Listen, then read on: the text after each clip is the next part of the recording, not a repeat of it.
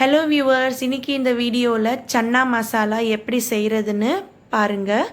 இந்த சன்னா மசாலா வந்து இந்த மாதிரி சப்பாத்தியோடையும் சாப்பிட்லாம். அப்படி இல்லைன்னா ஈவினிங் ஸ்நாக்காக கூட இதை வந்து நீங்கள் எடுத்துக்கலாம். ரொம்ப டேஸ்டியாகவும் இருக்கும், டெலிஷியஸாகவும் இருக்கும். இதுக்கான தேவை பொருட்கள் என்னென்னு பார்க்கலாம். முதல்ல 2 கப் சன்னா வந்து இந்த மாதிரி 8 மணி நேரம் ஊற வச்சுக்கோங்க. ஊற வச்ச சன்னாவை வந்து இந்த மாதிரி குக்கரில் ஒரு 4-5 விசில் விட்டுட்டு அதை வேக வச்சுக்கோங்க. பாருங்கள், வேக வச்ச சன்னா வந்து ரெடி ஆயிடுச்சு. இதுக்கு தேவையான பொருட்கள் என்னென்னு பார்க்கலாம். எண்ணெய் 5 table spoon, ½ lemon juice, 1 table spoon மஞ்சள் தூள், தேவையான அளவு உப்பு, 1 டேபிள் ஸ்பூன் சீரகம், 2 பச்சை மிளகாய் நறுக்கி வச்சது, 1 tablespoon red chilli powder, 1 tablespoon garam masala, 1 tablespoon chana masala,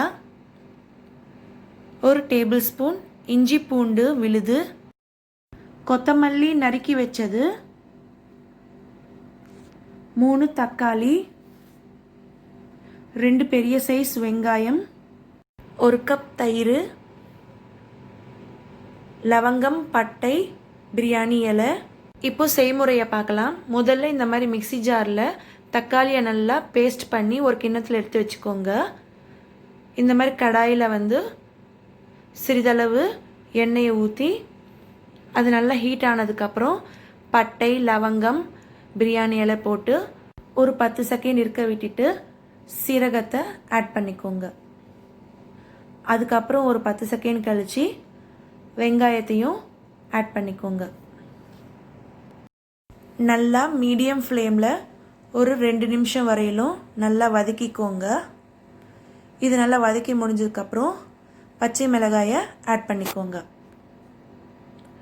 அந்த பச்சை மிளகாயை கூட நல்லா எண்ணெயில் நல்லா வதக்கிக்கோங்க. 1 நிமிஷம் கழித்து இஞ்சி பூண்டு விழுது ஆட் பண்ணிக்கோங்க. அதையும் நல்லா ஒரு 2 நிமிஷம் வரையிலும் நல்லா ஃப்ரை பண்ணிக்கோங்க.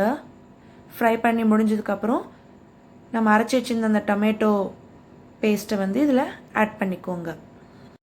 இதையும் நல்லா ஒரு 2 நிமிஷம் வரையிலும் நல்லா ஃப்ரை பண்ணிவிட்டு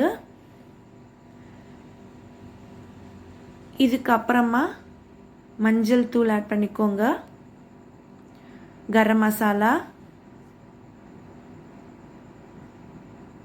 chana masala, red chilli powder, ½ cup lemon juice, தேவையான அளவுக்கு உப்பு ஆட் பண்ணிக்கோங்க. இதை நல்லா கிளறி விட்டுட்டு ஒரு 2 நிமிஷம் வரையிலும் நல்லா ஃப்ரை பண்ணிக்கோங்க. இதுக்கப்புறம் நம்ம வேக வச்ச அந்த சன்னாவை இது கூட ஆட் பண்ணிக்கோங்க. நல்லா ஒரு தடவை மசாலா எல்லா பக்கமும் நல்லா அப்ளை ஆகிற அளவுக்கு ஜஸ்ட் கிளறி விட்டுக்கோங்க.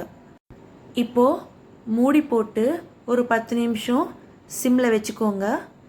10 நிமிஷம் கழித்து ஓப்பன் பண்ணி பார்த்தீங்கன்னா நல்லா திக் கன்சிஸ்டன்சி லெவலுக்கு நல்லா ரெடியாக இருக்கும். இப்போது இந்த டைமில் நம்ம நறுக்கி வச்சிருந்த அந்த கொத்தமல்லியை எடுத்து ஆட் பண்ணிக்கலாம். ஒரு 5 செகண்டுக்கு ஜஸ்ட் சும்மா அப்படியே கிளறி விட்டுக்கோங்க. இதுக்கப்புறம் நீங்கள் வந்து கேஸ் ஆஃப் பண்ணிவிட்டு ஒரு பவுலில் ட்ரான்ஸ்ஃபர் பண்ணி இந்த மாதிரி சப்பாத்தியோட வச்சு நீங்கள் அழகாக சாப்பிட்டிங்கன்னா டேஸ்டியாக இருக்கும், டெலிஷியஸாகவும் இருக்கும்.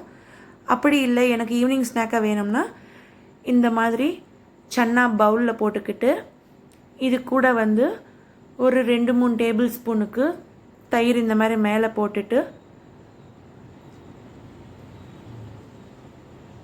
இது கூடவே நம்ம நறுக்கி வச்சுருந்த அந்த வெங்காயத்தை எடுத்து நீங்கள் வந்து இந்த மாதிரி தூவி விட்டுக்கோங்க.